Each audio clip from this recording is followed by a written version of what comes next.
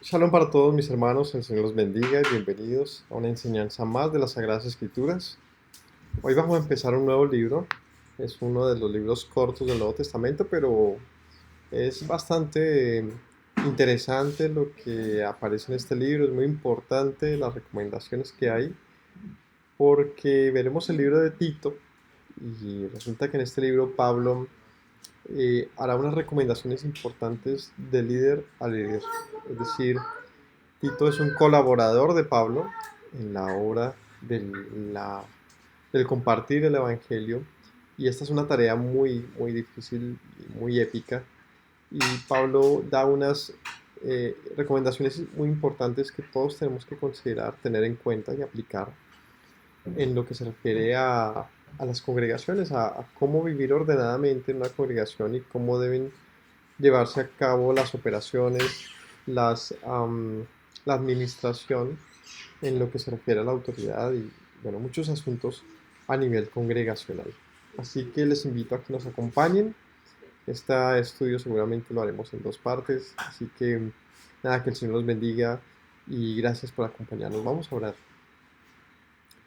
Padre Celestial, te doy gracias por permitirme buscarte hoy, Señor, por tu palabra que está cercana a todos nosotros, los que te amamos, que te buscamos, Señor.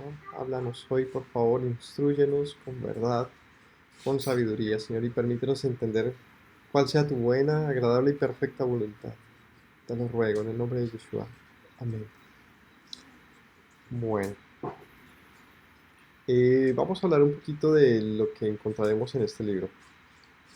El libro de Tito es una carta escrita de Pablo a un colaborador suyo, como les mencioné, a un discípulo, a un amigo, quien sería probablemente un gentil, es decir, Tito. Tito, por su nombre y de acuerdo a un texto que aparece en Hechos, donde dice que Tito no fue obligado a circuncidarse, nos muestra que Tito no era judío y fue por lo tanto un compañero gentil en las tareas de la evangelización.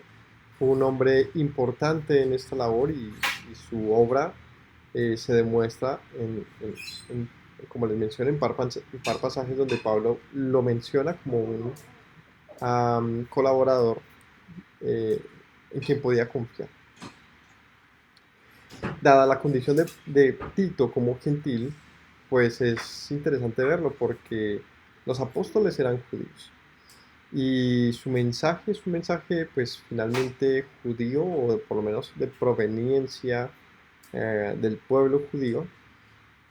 Así que tener a un colaborador gentil pues nos deja ver eh, cómo se administraba esto de una manera digamos tan amplia, tan internacional. Tito como griego enseñando un mensaje judío. No me refiero al judaísmo, me refiero a un mensaje del pueblo judío. mm, de la autoridad o bajo la autoridad de los apóstoles y del Mesías. ¿Y qué recomendaciones entonces tendría Pablo ante esto? Pues deben ser muchas, porque la situación en las diferentes congregaciones o en las diferentes iglesias era diferente, variaba, pero más allá de los inconvenientes que podrían haber en cada una de las congregaciones, había un asunto y muy importante con el que prácticamente todas las iglesias pasaban un asunto difícil y era el tema pues, del Mesías, de un Mesías judío en medio de pueblos gentiles, digamos, de las naciones, del mundo griego, y cómo esto era la piedra de tropiezo para los mismos judíos como judaizantes y locura para los griegos, como menciona por allá Pablo en algunos de sus versos. Así que Tito entonces está incursionando en algo que es completamente nuevo para él, porque el que no fuera circuncidado nos demuestra que no solamente no era judío, sino que tampoco había practicado judaísmo. Y es algo interesante, porque claro, había muchos, o el evangelio fue esparcido a muchas congregaciones en medio de pueblos gentiles, pero muchas veces llegaba directamente a una sinagoga, como se menciona que los apóstoles llegaban a diferentes lugares y enseñaban en las sinagogas, lo que nos muestra que ellos enseñaban a judíos y a gentiles que se congregaban o tenían una fe, ¿cómo se llama esto? Tenían por lo menos una inclinación acerca de la fe de los judíos. En este caso Tito, al parecer, ¿no? Al no tener circuncisión, pues seguramente tampoco se congregaba en sinagogas, lo que quiere decir que este mensaje era para él, podría ser realmente nuevo. Así que este tipo de cosas son muy interesantes de ver como ejemplos de la diversidad de historias que encontramos a lo largo del Nuevo Testamento y lo complejas que pueden llegar a ser. Así que de Tito no se conoce mucho, no se sabe mucho más allá de lo que menciona la misma escritura. Eh, y fuera de eso, solamente podemos decir que Tito eh, resulta ser un capítulo donde aprenderemos a ver eh, nuestra labor como líderes y ministros del Señor. Entonces vamos a ir al capítulo 1 de Tito. Entonces vamos, capítulo 1 de Tito dice: Pablo, siervo de Dios y apóstol de Yeshua, el Mesías, conforme a la fe de los escogidos de Dios y el conocimiento de la verdad que es según la piedad, en la esperanza de la vida eterna, la cual Dios, que no miente, prometió desde antes del principio de los siglos y a su debido tiempo manifestó su palabra por medio de la predicación que me fue encomendada por mandato de Dios nuestro Salvador, a Tito, verdadero Hijo, en la común fe, gracia, misericordia y paz de Dios Padre, del Señor nuestro Yeshua, nuestro Salvador.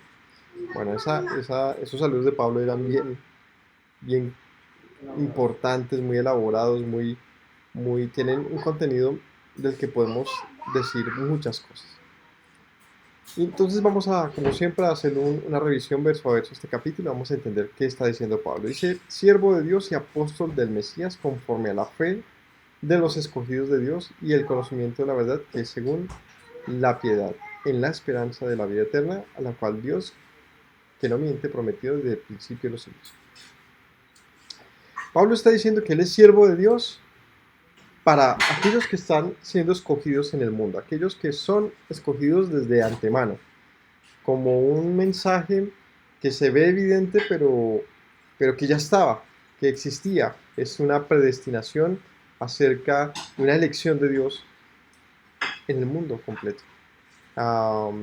Pues Pablo aquí está hablando a un hombre gentil, a un hombre que no era judío. Así que se está refiriendo a una persona, digamos, extranjera.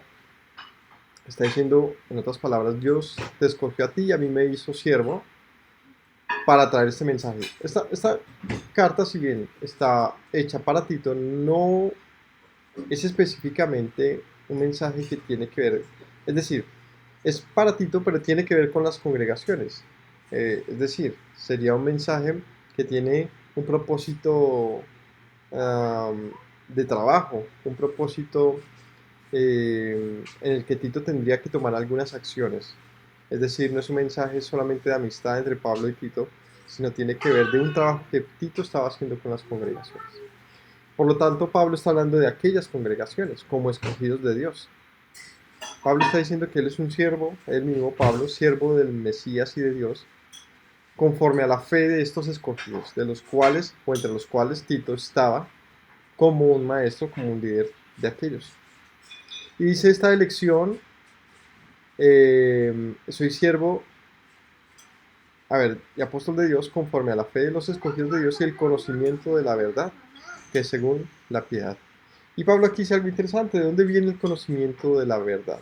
El conocimiento de la verdad es según la piedad y la esperanza de la vida eterna. El conocimiento de la verdad está ligado a la misericordia y a la vida eterna.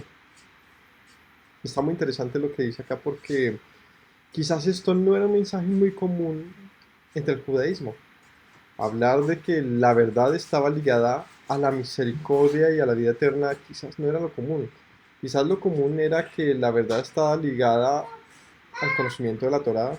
Quizás que la verdad estaba ligada a la obediencia de los mandamientos de Dios. Y por supuesto que eso es correcto.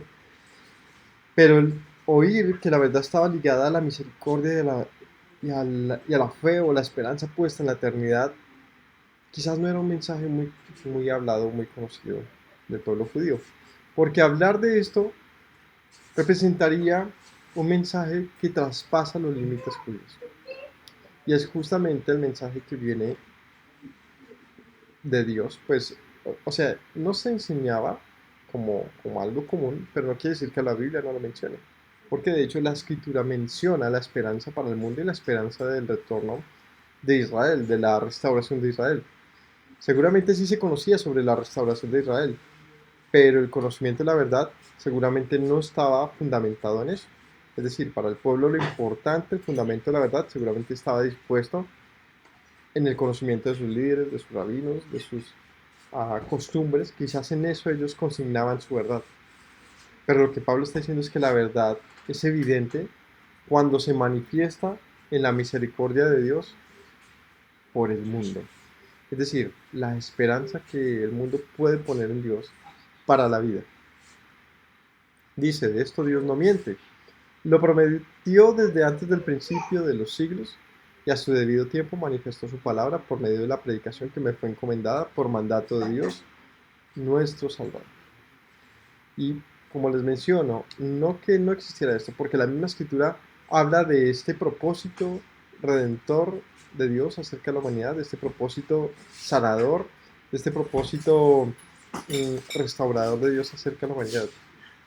Pero no era un mensaje realmente enseñado, el mensaje enseñado estaba relacionado a las tradiciones.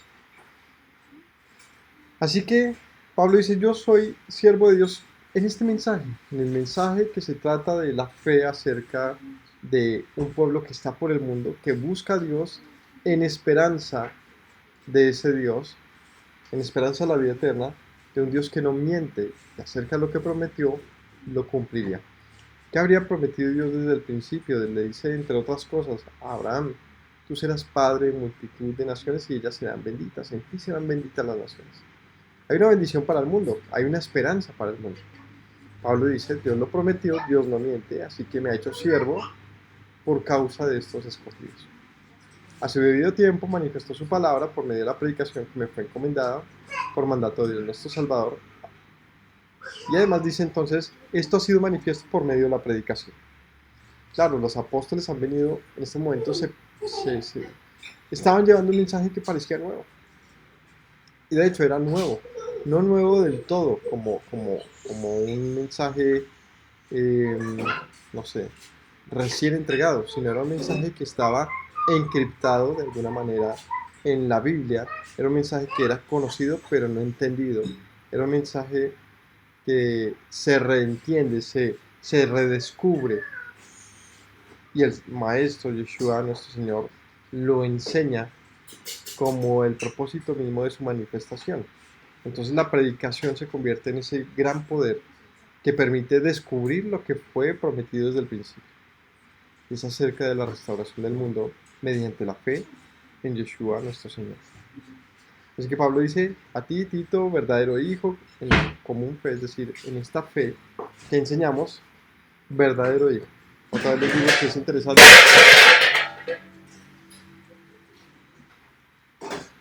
Entonces dice, a ti, tu verdadero hijo, en la común fe, gracia, misericordia y paz de Dios nuestro Padre, el Señor Yeshua nuestro Salvador. Esta gracia, misericordia y paz es una forma de saludo bíblico muy común que se utilizaba en medio de los apóstoles. Gracia y paz de nuestro Señor. Entonces es un saludo. Entonces, en conclusión, este saludo está diciéndole, Tito, verdadero hijo, es decir, verdadero fruto de aquella promesa que Dios anunció de antemano, donde por medio de la piedad, de la misericordia, sería conocida la verdad al mundo con el propósito de salvación del mismo mundo, para que lleguen a la vida eterna. Dice Pablo, yo soy siervo de eso, a mí me ha encomendado esta tarea. Eso es lo que dice esta primera parte. 5. Por esta causa te dejé en Creta, para que corrigieses lo deficiente y establecieses ancianos en cada ciudad, así como yo te mandé. Entonces Tito es un enviado, es un líder que Pablo deja como, digamos, pastoreando, como dirigiendo unas iglesias en Creta, ¿no? En la isla de Creta, los cretenses. De ellos no hay carta en la escritura, pero habían congregaciones en diferentes lugares y si nos damos cuenta en la Biblia hay algunas cartas dirigidas a algunas congregaciones. Pero de hecho hubo más congregaciones de las que se da, digamos, cartas en la Biblia. Conocemos la de Galacia, la de Filipos, la de Tesalónica, la de Roma, Galacia, ¿cierto? Hay varias, pero aquí se menciona unas iglesias en Creta. De ellas no tenemos carta, pero sí de acuerdo por lo menos a este libro, podemos saber un poco de lo que pasaba allí. Dice acerca de estos, dice, Tito, a ti te dejé en Creta para que corrigiese lo deficiente y establecieses ancianos en cada ciudad, así como yo te mandé. O sea que habían varias iglesias o varias congregaciones en Creta. Y Tito había sido enviado como un emisario que tenía como propósito organizar estas congregaciones, ¿no? Dice, te envié para corregir lo deficiente. Esto quiere decir que pues no estaban bien las cosas en Creta, no estaban realmente las cosas en el orden que debían estar y había unos problemas que Pablo había identificado, por lo tanto dijo, Tito, vamos que te necesito en Creta para organizar las cosas, estableciendo ancianos. ¿Qué es esto de establecer ancianos? Establecer ancianos se refiere a organizar el orden de autoridad de las congregaciones. Seguramente no existía esto allí, no estaba así, por lo tanto la gente hacía lo que quería y esto por supuesto se convertía en un desorden y en un problema de autoridad grande, donde cada quien hace lo que quiere, lo que considera y pues esto solamente se torna en problemas, muchos problemas y no en un crecimiento de acuerdo a la fe en Dios, sino de aquí podría salir absolutamente cualquier cosa. Nuevas versiones del cristianismo, nuevas denominaciones, nuevas corrientes, nuevas ramas, que no de acuerdo a la verdad, sino más bien de acuerdo a, a, pues a los mismos conflictos que habían e intereses, podrían surgir. Así que es necesario que hubiese un orden establecido por ancianos. La versión más antigua que encontramos de esto quizás la encontramos cuando el pueblo de Israel sale al desierto. Y Moisés era el líder, quien estaba llevando a este pueblo a la tierra prometida. Y era un pueblo demasiado grande. Y Moisés se cansa y se queja y dice, Señor, este pueblo no puedo con todas sus quejas y y la presión que eso significa. Entonces él habla con Jetro, es su suegro, y Jetro le dice, establece ancianos. Coloca ancianos de las tribus, saca ancianos, es decir, líderes de 10, de cincuentenas, de centenas y de millares que te reporten a ti y ellos se encarguen del pueblo. Perdón.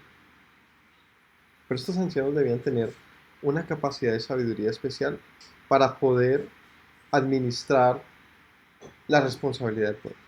Así que el hallazgo más antiguo en la escritura de lo que es una estructura, digamos, de autoridad, quizás la encontramos en esto, cuando está la congregación de Israel, la iglesia.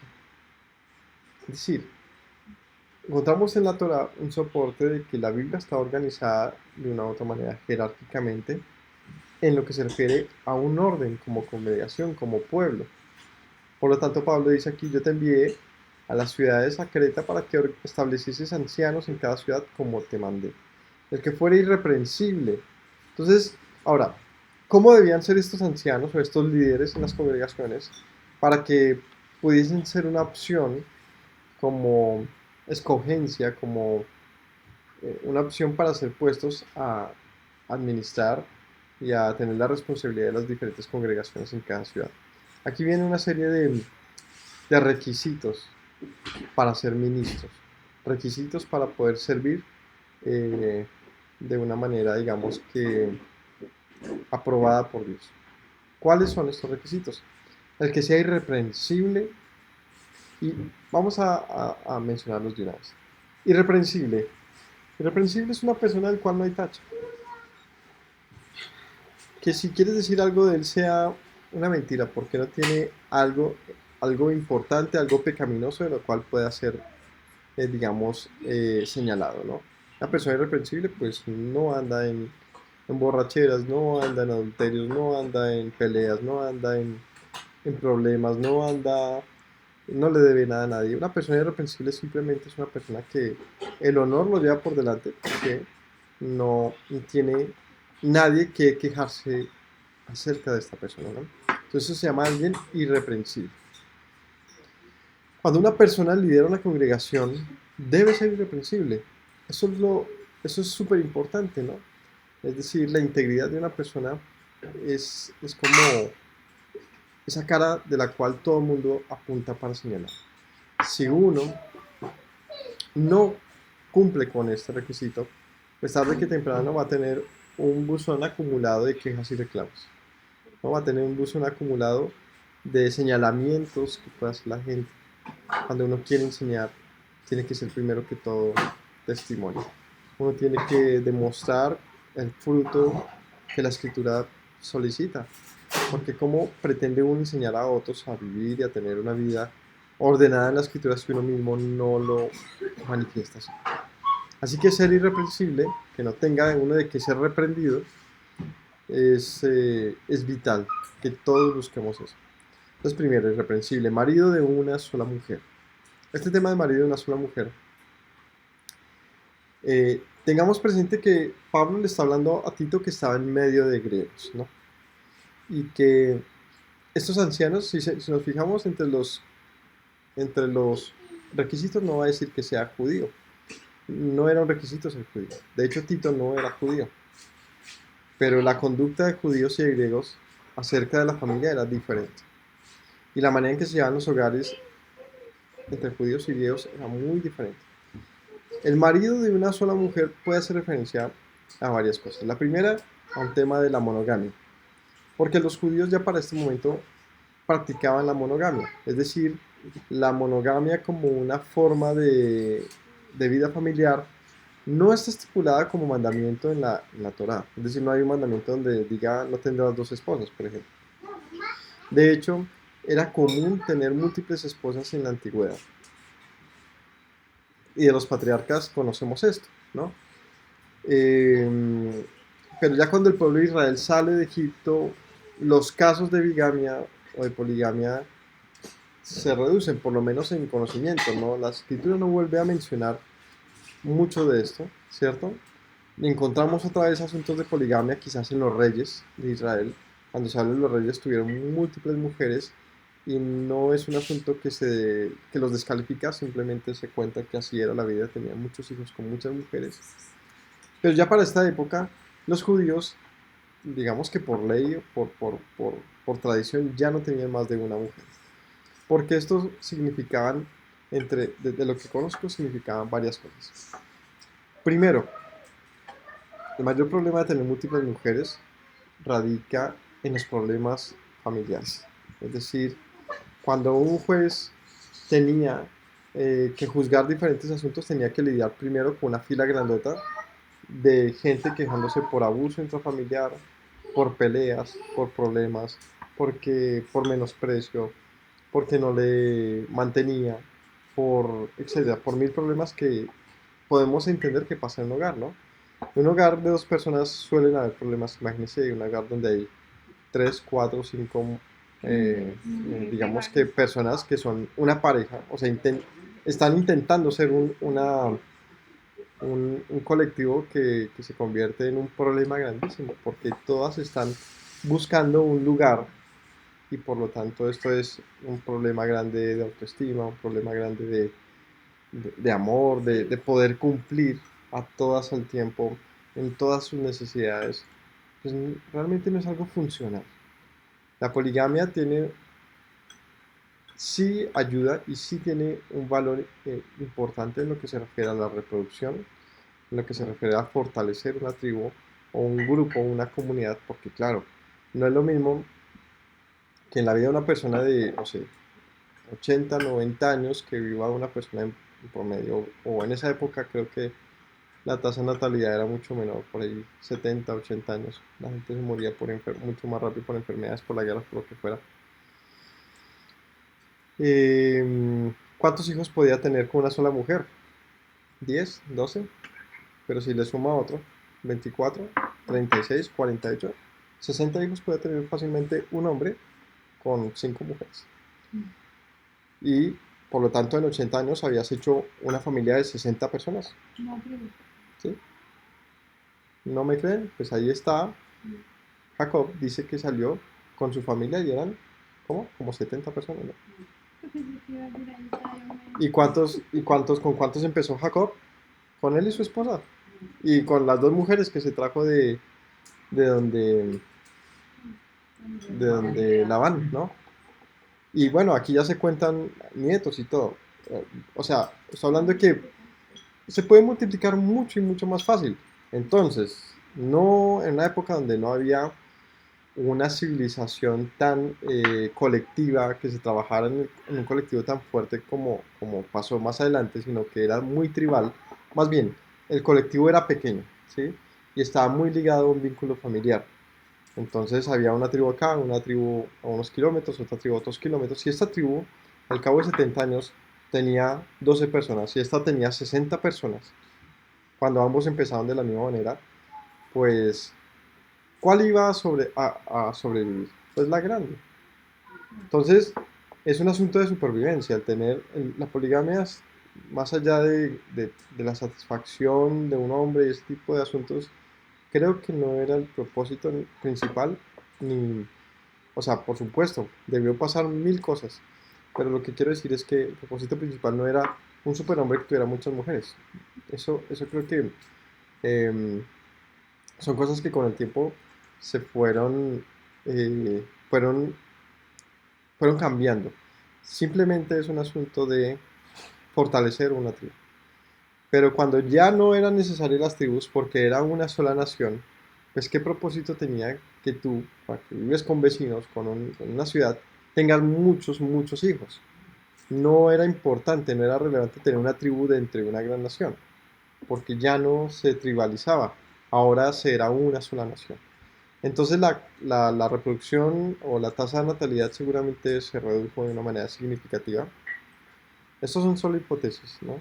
Seguramente cuando ya se consolida una nación. Y en ese orden de ideas, sí, un hombre con muchas mujeres era una representación ya no de muchos hijos, sino era una representación de poder mantener. Un hombre que podía mantener 5 mujeres y uno que solo mantenía uno representan dos cosas entonces aquí. ¿Cuál es? Economía. Un hombre más poderoso económicamente que puede suplir a muchas mujeres y a muchos hijos, uno que no. Esa es la gran diferencia. Entonces ahora ese estatus es lo que representa la poligamia. Esto se convierte en un desorden porque como ya no son tribus separadas, sino es un solo país, una sola nación, y los jueces tienen que lidiar con mil problemas, y tienen una fila grandota de mujeres y de hombres quejándose por su vida en el hogar, porque es un infierno. Entonces se establece una ley o una forma de vida donde ya no se es bien visto y es más se prohíbe la poligamia. ¿Listo? Esa es como la historia que conozco del por qué la poligamia deja de usarse. Ahora, no es un tabú, no, digamos más bien, se convirtió en un tabú de como prohibición de Dios, pero realmente la escritura no lo prohíbe en sí. O sea, no de facto hay una prohibición en este respecto. Tampoco una, un aval, simplemente formas en que el mundo vive. Eh, Así que aquí le dice marido de una sola mujer. Entonces aquí podemos pensar dos cosas. Primero, que esté sometido a las leyes de los hombres, a las leyes de la nación, perdón, donde un hogar de múltiples relaciones, pues no está, no está bien, no está aprobado por la ley. Pero si esto no fuese prohibido, hay otro problema. Y es que al tener muchas mujeres, como les decía, son muchos problemas. Así que un hombre que tenía muchas mujeres en el sentido de la poligamia, aunque todas fueran legalmente casados con ellas, se convertía en un hombre que no puede lidiar entonces con las cosas de una congregación, porque ya en su casa tiene una congregación completa. No podría, no podría. Mucho, Y de tajo ya obviamente se saca que esté hablando del adulterio. Obviamente no podría haber adulterio, o sea, no se refiere, también, perdón, se sobreentiende que María una sola mujer es que no tiene amantes, no tiene eh, mm, sucursales, no tiene problemas amoríos con otras mujeres, ¿no? Entonces esas dos cosas, los amoríos, el adulterio, no, por supuesto que no. Y segundo, pues una persona que tiene, si el mismo Pablo dice, pues tener una esposa no está tan chévere cuando uno es apóstol porque pues o se dedica a la esposa o se dedica al evangelio, pero no puede las dos al tiempo porque las dos cosas son demandantes, mucho más cuando un hombre tiene dos, tres mujeres. ¿Cómo le vas a hacer? Que tenga hijos creyentes, que tenga hijos creyentes, eso está difícil, ¿no? Porque está diciendo que su hogar tiene que ser un ejemplo del evangelio que se está llevando. ¿Por qué? ¿Qué pasa si uno no tiene hijos que estén alineados a ese evangelio? Pues sí, no predica a la familia. Es un problema grande porque de ese, aunque uno, o sea, ¿usted qué puede hacer si su hijo coge un camino equivocado? O sea, ¿qué más? Mm. ¿Qué más? Por más de que se pueda afanar uno, hacer X o Y, pues cada quien escoge sus caminos y eso no es de ahora. Véanlo a Samuel, a Elí, a todos con sus hijos y dice, pero uno hay que. A los hijos toman el camino que tomen. Pero es que cuando eres líder de una congregación, ¿qué tienes que hacer? ¿Obligar a tus hijos? No, tampoco. Pero, ahí hay un pero grande. Y es que si tu hogar no está, digamos que completamente, plenamente en el camino que estás enseñando, pues sí puede ser sujeto de señalamientos, de tropiezo para muchos, porque la gente va a estar diciendo, pues tan chévere que habla, pero ve a sus hijos cómo están en las drogas, cómo están en fornicaciones, como mil cosas, ¿no? Y por supuesto es un problema porque uno como que no puede sustentar de una manera pragmática algo que está predicando, porque le miran a uno la vida y muestren, trata bien a la mujer, bien chuleado, es irreprensible, sí, pero ve a sus hijos, son terribles. Es difícil, ¿no? Es difícil y seguramente muchos líderes han tenido muchos, ¿cómo decirlo?, ataques, bajonazos, porque sus hijos andan mal. Así que lo ideal, pues aquí estás cogiendo, Tito, ¿no? Si vas a escoger esta lección, irreprensibles, sin problemas con su mujer y que tengan hijos alineados. Que no estén acusados de disolución ni de rebeldía. Ahora, que esos hijos no estén tampoco acusados de disolución ni de rebeldía. Es decir, estos hijos tenían que públicamente, más bien públicamente no deberían presentar ningún problema social. ¿Sí? Socialmente no deberían ser señalados. Socialmente no deberían estar en un marco de gente no grata o de gente que trae problemas o de gente que está en contra de la nación, etcétera, sino gente que pues presenta un buen comportamiento. Porque es necesario que el obispo sea irreprensible como administrador de Dios. Entonces ahora retoma el tema de irreprensible. O sea, si quieres ser obispo, si quieres ser un maestro, un líder, pues ten tu vida organizada. Tu vida y la de tu casa. Que nadie venga y esté hurgando y encuentre cosas de las cuales luego se pega para dañar todo lo que se ha enseñado. Porque eso pasa. Por más de que uno se esfuerce en hacer una tarea que de por sí es difícil, llega cualquier situación que uno no tenga en orden y esa puede hacerle a uno la vida a cuadritos en este asunto de la confianza que el mundo pueda tener acerca del mensaje. Y no es justo porque el mensaje es sano y es correcto y es bueno, pero si uno no tiene la vida de una manera organizada, pues tarde que temprano esto se puede convertir en un tropiezo. Porque el que es obispo como administrador de Dios no debe ser soberbio, ni iracundo, ni dado al vino, ni pendenciero, ni codicioso de ganancias deshonestas. Todo esto que estamos hablando también lo vimos en el libro de Timoteo y también se habla de esto, ¿no? Pablo vuelve y retoma esto. ¿Qué debe tener un líder? Entonces, se habló de la familia, Ahora, ¿qué es ser irreprensible? Primero, que no haya soberbia. La soberbia es un gran mal que, que- del cual hay un alto riesgo cuando se es líder. O sea, cuando uno es líder y hay además soberbia, eso se convierte en, en algo peligroso. Porque una persona soberbia, cuando tiene autoridad, pues se convierte incluso más soberbio. Se, se, se apega al poder o aquello que siente que le hace superior a los demás y por lo tanto esa soberbia le lleva a un lugar donde él es primordial y su ego, su arrogancia, lo lleva a pasar por encima de los demás. Un obispo, un líder, un hombre de Dios no debe permitirse tener soberbia. Es decir, ¿cuál es lo contrario a la soberbia? La humildad. Un hombre, un líder tiene que ser humilde, humilde, tranquilo, ¿no? Poniendo a los demás por encima de él. Es decir, viviendo para los demás y no al contrario. Entonces, primero, irreprensible significa no ser soberbio, no iracundo. Claro, cuando vas a administrar personas, cuando vas a liderar sobre personas, pues los problemas son el diario vivir, ¿no?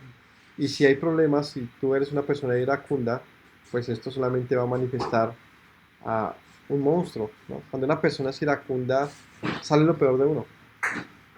Cuando hay ira, eh, se manifiesta un carácter que es contrario a la piedad. Así que es difícil porque una persona iracunda como que pierde el control, el dominio propio y por lo tanto hace indebidamente. Entonces, irreprensible significa que no debemos ser soberbios, debemos tener control de nosotros y no ser iracundos. No dado al vino, claro, una persona que pierde el control, ahora no por ira, sino por algún vicio, ¿no? Aquí se habla del vino, pero cualquier vicio. Es decir, alguien que no tiene control sobre sí mismo, pues es reprensible. Tú le puedes reprender. Así tú me hablas de que me someta a Dios y qué pasa con tus drogas, qué pasa con tu cigarrillo, qué pasa con todo lo que podamos ser dado. En este caso al vino como una práctica de la época, pero bien sabemos que cuando uno es dado al vino, llegan también las borracheras y con esto llegan los problemas y con esto llegan muchas cosas malas. Así que no haya ningún tipo de señalamiento acerca de un líder. No pendenciero, que no esté en pleitos, que no esté en problemas. Una persona que no busque problemas. Bien dijo el maestro, benditos los pacificadores, porque ellos serán llamados hijos de Dios. Una persona que busca la paz y no los problemas. Otra vez estamos hablando de comunidades, ¿no? Había mucha gente y todos los días seguramente había inconvenientes. Si el líder mismo es iracundo, soberbio y problemático, pues no, eso sería fatal. No codicioso de ganancias deshonestas. Un líder también tiene que cuidarse por completo de esto. Este es uno de los males más evidentes que hay en las congregaciones. De los que más conozco en las congregaciones está la soberbia y, y la codicia. De los que yo, o de los que más se cuenta por ahí, ¿no? La codicia es un mal por completo. Es el que se menciona de primeritas, de los primeros que se menciona en la escritura, ¿no? Donde dice que la mujer vio el fruto, lo codició y lo tomó. La codicia, ¿no? Y como siempre les he dicho, no en vano es el último mandato. No codiciarás si está de últimas, por supuesto, contradictorio y completamente opuesto al primero, o a los primeros que se refiere a amar a Dios. Entonces, todo lo contrario al amor de amar a Dios y al prójimo es la codicia, porque se trata de mí. Cuando una persona es codiciosa, convierte el evangelio, llega a convertir el evangelio en un negocio, porque está el dinero fácil, porque mm, tú puedes hacer dinero de los recursos de los demás, puedes aprovecharte de su fe. Entonces, esto es un mal terrible que ataca casi pues todo lo que, por todo lo que pasa el dinero, ¿no? Y en las congregaciones generalmente se pide dinero. Así que cuando tienes la oportunidad de ganar dinero de una manera deshonesta, pues no eres un buen líder. No eres No debes perfilar para el líder en ese caso. ¿Cómo debe ser entonces un líder? 8. Hospedador. Una persona que en vez de esperar que el mundo le dé, está siempre dispuesto a dar. En vez de estar dispuesto a esperar a que, no sé, venga, un hermano de la congregación nos invitó a almorzar. En vez de esperar de que le den el almuerzo, uno le lleva, uno le aporta. Venga, ¿por qué no más bien usted viene? Y uno intenta hacer más y en vez de esperar que el mundo esté haciendo por uno, uno intenta hacer. En vez de esperar que el mundo le abra las puertas, que le dé la comida, que le dé, que le dé, que le dé, uno ser el hospedador, uno ser el dadivoso, uno estar el generoso. Eso es lo ideal de un líder. Cuando un líder se manifiesta de esa manera, pues es muy gratificante y tiene su honor en alto. La persona amante de lo bueno. Aquellos que no se desvían por el mal camino, sino que aman la justicia, que aman todo lo que es recto, como mencionábamos en el cierre de Filipenses, ¿no? En esto pensad, en todo lo bueno, en todo lo justo, en todo lo que es de buen nombre, en todo lo que tiene honor, en todo lo que es sabio, en todo lo que es correcto, dice, en esto piensen. Un buen líder ama lo bueno. O más bien, una congregación debe tener como líder a alguien que ame lo bueno. Cuando una persona ama lo bueno, pues quiere decir que todas sus decisiones y todo lo que haga va a tener como propósito un fin mayor, un fin mejor. Y esto por lo tanto significará buenas decisiones. Sobrio, claro, esto decíamos, ¿no? Que no esté en ebriedades. Y sobrio no solamente es que no esté ebrio, sino sobrio también significa que tenga muy claro lo que hace.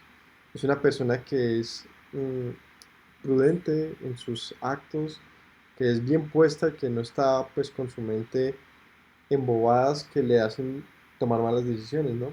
Una persona sobria es alguien lúcida, ¿sí? Inteligente, justo, por supuesto, una persona que sabe de hacer diferencia entre un asunto y otro. Porque los líderes en las congregaciones no solamente enseñan ¿cómo se llama esto? Congregan a las personas. Una persona, un líder en una congregación tiene que como propósito también muchas veces lidiar con inconvenientes y con recomendaciones y con consejos y ayudar a los demás y esto tiene que hacerse con justicia, porque si no se hace con justicia, sino que es una persona que siempre, digamos que tuerce la balanza y ayuda a unos por encima de otros, pues en eso tampoco hay un buen líder. Un buen líder en una congregación tiene que saber tratar a todos conforme a la Torah, con una misma ley, de una misma manera, de una misma misericordia, con justicia. Santo. Santo significa que vive en santidad, que no traspasa la ley, que conforme a la ley de Dios vive. Eso significa santidad. En el Nuevo y en el Antiguo, en cualquier momento. La santidad, dice la Escritura, que sin santidad nadie verá a Dios. Santidad significa una vida en obediencia, en rectitud, haciendo lo bueno. Dueño de sí mismo, no esclavo de ninguna cosa, de ningún vicio, de ningún pecado, de nadie.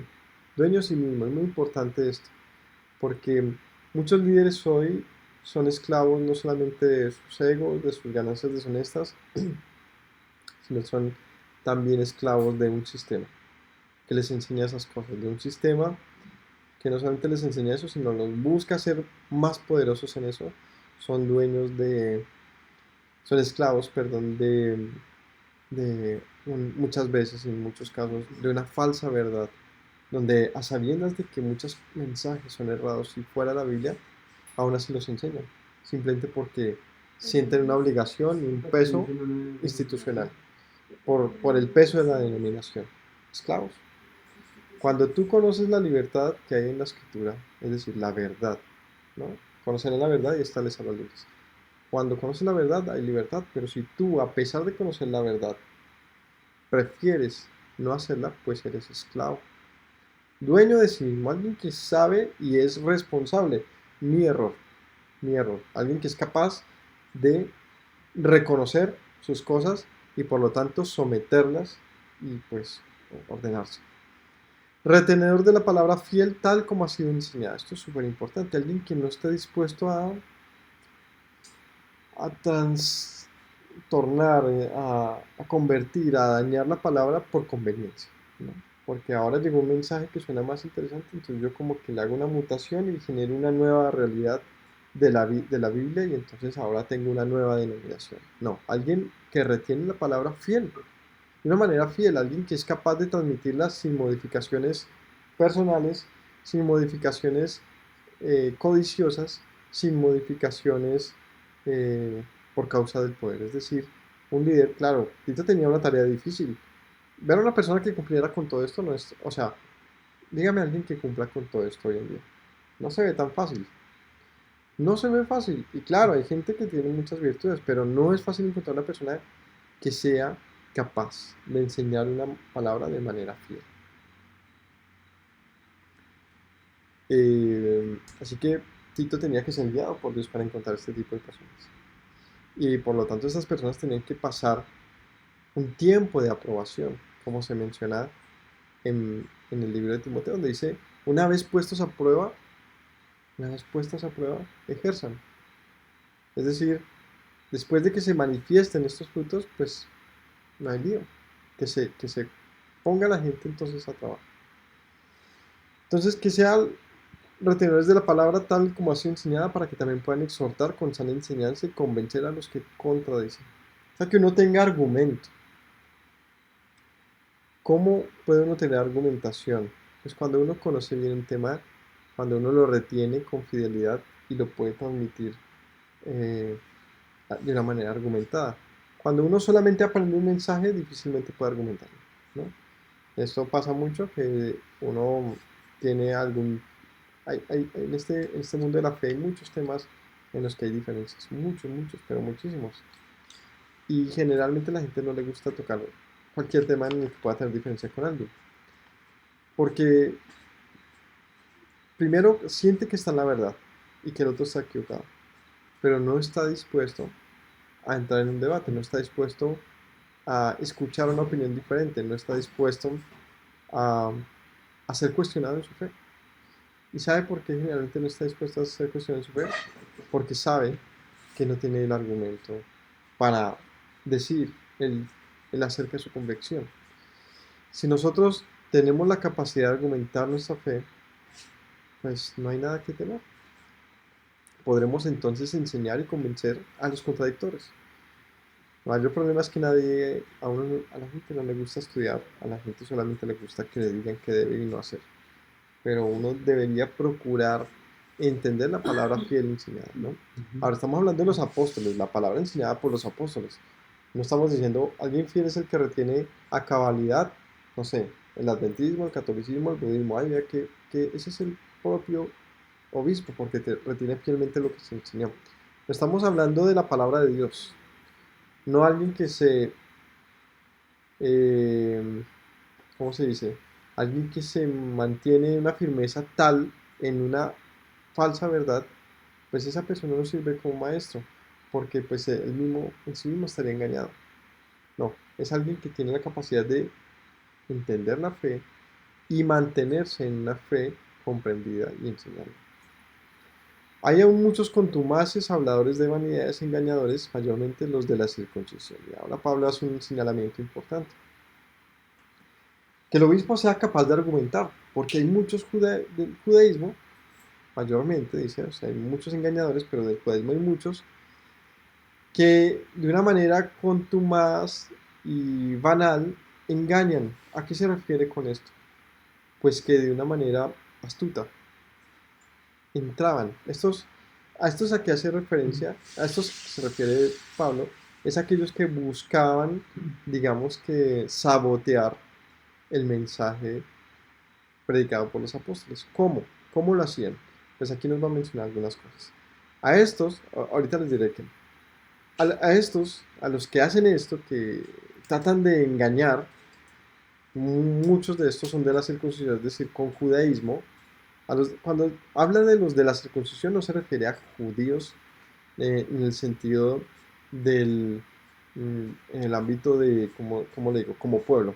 Se refiere puntualmente a un grupo de los judíos. Ese grupo de los judíos es a los judaizantes. Eran conocidos como los de la circuncisión.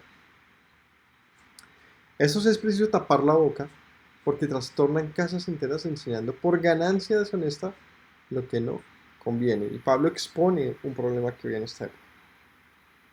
¿Y cuál era el problema que estaba encontrando Pablo aquí?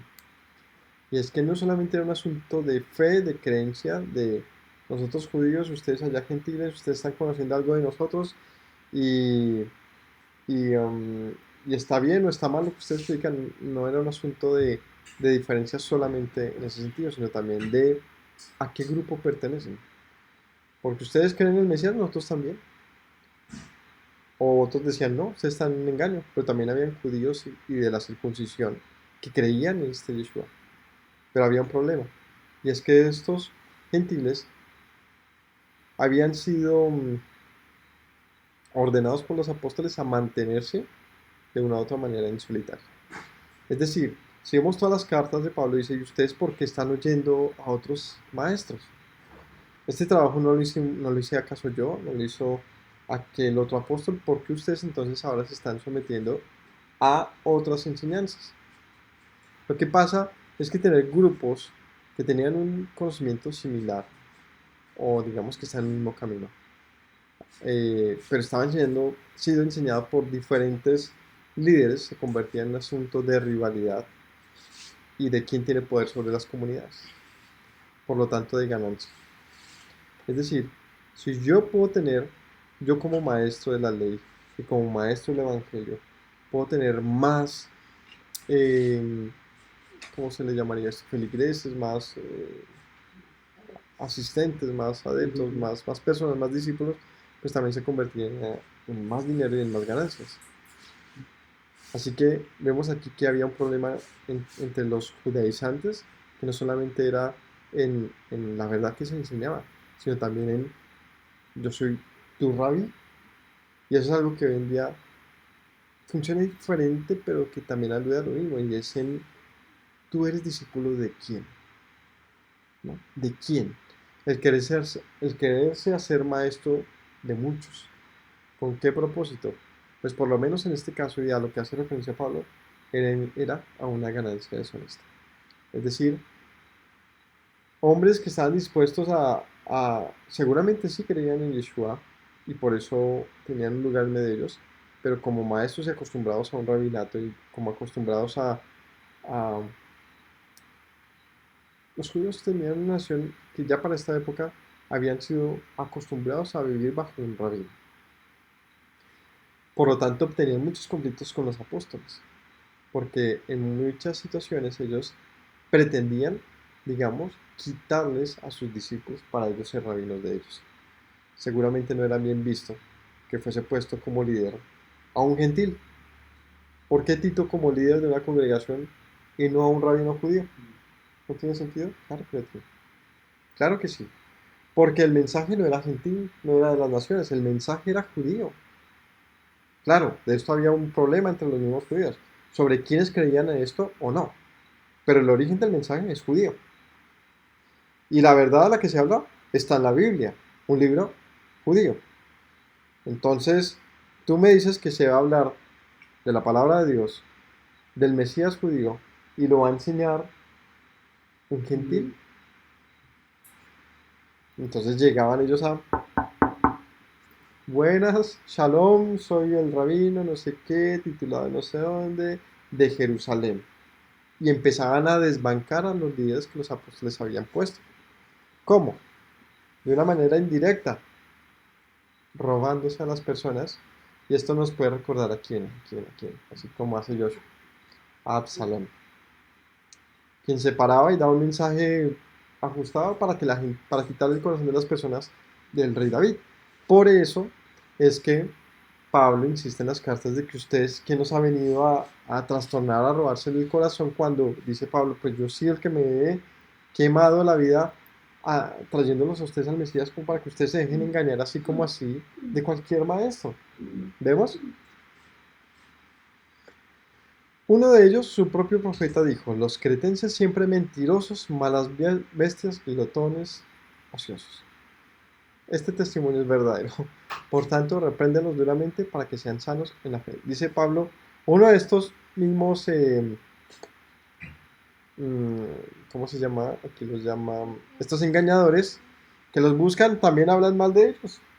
Es que piensan de usted, uno de sus mismos, de los mismos que vienen y tratan de engañarlos para tener obtener una ganancia de los cretenses, pues también hablan mal de ellos diciendo que son mentirosos, malos bestias, glotones y ociosos. Pablo dice, hablan mal de ellos, pero dice, pero tienen razón, porque sí lo son. Por lo tanto dice, esto que dicen es verdadero. Repréndelos duramente para que sean sanos en la fe. Los cretenses tenían varias cosas por las que Pablo le dice a Tito, pues establece allí ancianos porque tienen cosas que están mal. Mentirosos, malas bestias, glotones, ocios. Aquí en Colombia le llamamos, me parece que son como vagos, como que, como que no aprovechan las cosas y como que buscan las oportunidades y como que no andan ordenadamente. Aquí como le dijo Pablo a todo esto, ser irreprensible, como que no lo son mucho. Este testimonio es verdadero, ¿no? Así que repréndelos, no atendiendo a fábulas judaicas. Bueno, ahora, ¿de qué está hablando aquí también? Está hablando de que, como les mencioné ahorita, cómo les llegaban estos judíos a engañar. Porque está hablando, punto, qué pena insistir en esto, sino que esto es lo que está hablando aquí, este era el inconveniente puntualmente. Pablo está señalando que habían algunos judíos que en búsqueda de una ganancia por causa de la fe de estos gentiles, estaban dispuestos aquí dice, a contumaces habladores de vanidad y engañadores. ¿A qué se refiere con contumaces habladores de vanidad y engañadores? Aquí lo dice, no atendiendo a fábulas judaicas ni a mandamientos de hombres que se apartan de la verdad. Pablo está hablando de que estos venían y golpeaban y empezaban a buscar conversos a la fe que se supone que ellos también tenían, pero con el propósito de quitarlos de las manos de los apóstoles, porque claro, ellos no habían hecho un negocio de la fe, como sí pasaba en todas las religiones, incluyendo el mismo judaísmo. ¿Cómo lo hacían? Dice, pues no atiendan a sus fábulas judías ni a mandamientos de hombres. ¿A qué tipo de fábulas judías se refiere? Bueno, hace falta conocer judaísmo. La verdad es que poco, por el mismo estigma que hay del judaísmo, pues poco se conoce. No solamente por eso, sino porque ellos mismos han cerrado, digamos, sus puertas al conocimiento público de sus prácticas. Claro que las hacen públicamente, pero a puerta cerrada. No sé si me va a entender. Es decir, aunque hacen sus prácticas de manera pública, es decir, no se esconden, esto no quiere decir que digan bienvenido a nuestras prácticas, sino más bien lo hacemos entre nosotros en nuestra comunidad. Lo conocemos cosas por películas, por no sé, porque actualmente hay mucho conocimiento sobre el mundo mismo, pero ellos se han reservado su estilo de vida para ellos mismos. Está bien. El caso es que en esa época ellos querían compartir de esto al mundo, ¿verdad? Pero someter al mundo a eso. Así que cuando tú te adentras en el judaísmo, empiezas a encontrar esto. Fábulas. ¿Qué es una fábula?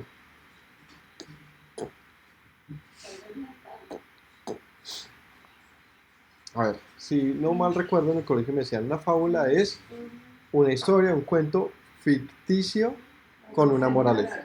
Con la moraleja. Que tiene un propósito de enseñanza. ¿Está mal una fábula entonces? No, por supuesto que no. ¿En qué contexto se utiliza el término fábula? Generalmente, en el caso de la fe, se utiliza de una manera despectiva. Es decir, cuando alguien te cuenta algo y tú le dices una fábula, le estás diciendo mentiroso. Es decir, no me enseñes como verdad algo que yo sé que es un cuento. Lo primero que hay que entender es, ¿Pablo está hablando despectivamente o no? Y ambas cosas son válidas de razonar. ¿Por qué? ¿En la Biblia hay fábulas? Por supuesto. ¿Cuáles? Las parábolas. Las parábolas son fábulas. Claro, el Señor dice, el sembrador salió a sembrar. ¿Cuál? ¿Cuándo? ¿Cuándo lo hizo? Y arrojó la semilla lejos y esta cayó en las espinas y otro cayó en los pedregales. ¿Cuándo pasó eso? No, él está contando una historia que trae una enseñanza, ¿no? O y hubo un hombre y se le perdió una moneda en la casa y la buscó, etcétera. Todas las parábolas son fábulas. ¿Pero qué quiere decir una fábula? ¿Es algo negativo? No, para nada. Es una enseñanza que se apoya de las figuras literarias para crear una historia que ayuda a representar cosas que son difíciles de explicar, ¿no? Conceptos complejos. Los judíos están llenos de fábulas en el buen sentido, lo estoy hablando en este caso, de que claro, hay mil historias para ayudar a entender cosas. Así que Pablo puede estar hablando no en el negativo de lo que se refiere al término fábula, sino de los judíos están llenos de historias, no las atiendan. ¿Por qué? Pues porque estas historias no siempre van a tener una buena intención con ustedes. Es decir, no necesariamente está descalificando como mentirosos a los judíos, sino está diciendo no atiendan a las historias que ellos le cuentan. Segundo, y también posible, Pablo puede estar diciendo que sí hay engaños en las enseñanzas judías. De tipo, que se cuenta algo como verdadero cuando no es cierto, cuando no es más que un engaño. Les voy a dar un ejemplo. ¿Conocemos algún ejemplo de alguna fábula judía? ¿Fábula judía? Yo conozco por lo menos una. La historia de Lilith. La historia de Lilith, la primera mujer de Adán. Eso le enseñan los judíos. Donde se cuenta que él tuvo antes otra mujer y que ésta se convirtió en demonio. Yo no sé si eso es originalmente judío, pero sé que ellos también lo enseñan y creen en eso. Y así como eso, sé que el Talmud tiene muchas fábulas. Es decir, que ellos dan por cierto y por verdadero, cuando en primer lugar ni aparece en la Torá ni en la Biblia, y segundo, pues tampoco hay razón de peso para creerlo, sino simplemente una creencia que podríamos decirle cultural. Es decir, hay algo que está en el arraigo cultural judío, en las historias transmitidas oralmente, que se convierten entonces eh, en un mito y por lo tanto una fábula. Pero se convierte en un descalificativo porque quizás para el judío no sea una fábula. ¿Entendemos? Entonces de pronto Pablo sí está hablando despectivamente como ellos llegan con cuentos para engatusarlos, diríamos aquí en Colombia. ¿Entendemos? Entonces, desconozco exactamente a qué se refiere Pablo con esto, pero sí podemos verlo en esos dos panoramas. Entonces, primero, de historias tradicionales del pueblo, con las que pues finalmente también buscan tomar la vida de ellos como pues, tomar su atención. Y segundo, pues engaños, es decir, historias mentirosas que ellos dan por cierto, pero no hay forma de creerlas. Entonces, pilas, porque ellos también acusan a Yeshua y a ser hijo de Dios como una fábula. Entonces, si usted no sabe diferenciar una fábula de la realidad y de la historia bíblica y de las promesas de Dios, pues pilas, ¿no? Entonces no atiendan a eso ni a mandamientos de hombres que se aparten de la verdad, está hablando del judaísmo. Porque los mandamientos que enseñan los judíos pueden apartarte de la verdad. ¿Cuál verdad? Pues de la Biblia. ¿Por qué podrían apartarme un mandamiento de hombre de la Biblia? Porque se convierte en un tropiezo y se convierte en una atadura y en ser esclavo entonces de, como dice Pablo en algunos casos, de un débil mandamiento, de, una, de un débil rudimento del mundo. Algo que pasa con el tiempo. Claro, pasa con el tiempo, claro. Un ejemplo de algo que pase con el tiempo. Está mal visto que un hombre tenga el pelo largo. ¿Será? Para Pablo estaba terriblemente mal visto. Estaba terriblemente mal visto, al punto que Pablo llega a decir que no es natural de un hombre tener el pelo largo. Pero yo no estoy de acuerdo con Pablo, de hecho.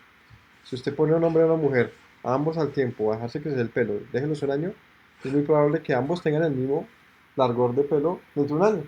O sea que no era antinatural que le creciera al hombre el pelo, no. Lo que era mal visto para Pablo en su momento, muy mal visto, hoy en día no es mal visto. Y sería terrible nosotros pretender enseñar que un hombre tenga el pelo, no sé, corto y que una mujer tenga prohibido cortarse el cabello. ¿Me hago entender? Es decir, es un débil rudimento que Pablo enseñaba porque no está en la Torah, sino era parte de la cultura de la época de lo que Pablo sentía como correcto e incorrecto. Ah, hace unos años era completamente mal visto, ¿no? Hoy en día también, no sé, en algunas comunidades, o por lo menos acá, que un hombre tenga aretes. Pero en otra época y en otras culturas eso es completamente normal, ¿no? En otra época, en la misma escritura se menciona que hombres tenían narigueras y cosas. O una mujer con un piercing, mil cosas, que son simplemente cosas que con el tiempo y en la cultura y en la época, en el lugar, son vistas de formas diferentes. A eso, como lo llama la escritura, o Pablo, un débil rendimiento. Son cosas pasajeras. No le meta tanta cabeza a eso. Pero estos hombres aparte, lo pueden apartar a uno de la verdad por estar enseñando esas cosas como un asunto del cual nosotros nos sintamos obligados a obedecer. Así que, ¿cómo llegaron estos hombres con qué tipo de engaños? Pues enseñando cosas fuera de la Biblia. Y segundo, mandamientos fuera de la Biblia. Todas las cosas son puras para los puros, pero para los corrompidos e incrédulos nada les es puro, pues hasta su mente y su conciencia están corrompidas. Profesan conocer a Dios, pero con los hechos lo niegan, siendo abominables y rebeldes, reprobados en cuanto a toda buena obra. Terrible. Pablo aquí señala duro. Cuando uno hace las cosas con mente limpia, pues llegan a ser limpias, ¿no? Pero la verdad, dice Pablo, es que los corrompidos, incrédulos, a ellos nada les es puro. Hasta su conciencia está corrompida. Está diciendo, aunque tú te llenes de mandamientos y de cosas para hacer más y hacer más y hacer más, intentar hacer mejor, muchas veces la corrupción que hay dentro de ti solamente es una apariencia de piedad. Y no, cuando uno está, como dice Yeshua, ¿no? El que está sucio por dentro está sucio ya, del todo. ¿No? Como les decía Yeshua, sepulcros blanqueados, que están muy limpios por fuera, pero por dentro hieden. De esto es lo que está hablando Pablo. Muchos profesan conocer a Dios, pero sus hechos lo niegan todo. Pablo entonces está colocando un contraste entre lo que es ser un buen obispo y lo que no. Y ojo, esto no es un señalamiento a todos los judíos ni a todo el judaísmo. No, Pablo está señalando a unos que pueden ser pocos, a unos que se aprovechaban de la fe de los gentiles para encontrar una ganancia deshonesta, para encontrar seguidores, como encontrar pues gente en quien poder tener poder, sobre quienes ejercer poder y sobre quienes eh, pues encontrar, usufructar de ellos, ¿no? Así que en el capítulo 2 ya hablar de cuál es la enseñanza de la sana doctrina que, que Tito debe procurar que haya en estas congregaciones. Bueno, con esto arrancamos el capítulo de Tito, el capítulo 1, y por esa onda va el mensaje, ¿no? Un mensaje de rectificación, de corregir en las congregaciones, de hacer las cosas ordenadamente como administradores de Dios para la gente, de las cosas que son santas. Y si Pablo recomienda esto con mucho afecto a su colaborador Tito, pues nosotros también como colaboradores en esta obra de Dios tenemos que atender esto con mucha seriedad, con mucho juicio y procurar hacerlo. Si ustedes que me escuchan de alguna manera están ejerciendo, si están colaborando en la obra de Dios, tienen que alinearse a esto. Esto va a garantizar no de repente que los hombres los aprueben, pero sí que Dios lo haga. Y que el fruto sea evidente. Y el fruto evidente, ¿cuál va a ser? La aprobación de Dios. Eh, Congregaciones en las que quizás haya más fruto que cantidad, seguramente. Procuremos eso, porque si hacemos lo contrario, tenemos una gran cantidad de personas, pero no hay fruto, pues quizás no estemos haciendo mucho. Así que tenemos que considerar y colocar todo en una balanza. No nos engañemos a nosotros mismos ni procuremos tampoco engañar a Dios, porque no hay nada más absurdo que eso. Así que mis hermanos, que seamos arrepentidos por el Señor y entendamos la sabiduría que la Escritura está escrita para nuestra enseñanza. Gracias por acompañarme en el estudio de hoy. No olviden darle un like a este video, compartir y preguntar u opinar lo que deseen. Y recordemos las palabras de nuestro Maestro. Él nos dijo, si permanecen en mis palabras, serán verdaderamente mis discípulos y conocerán la verdad y la verdad les hará libres. Salud para todos.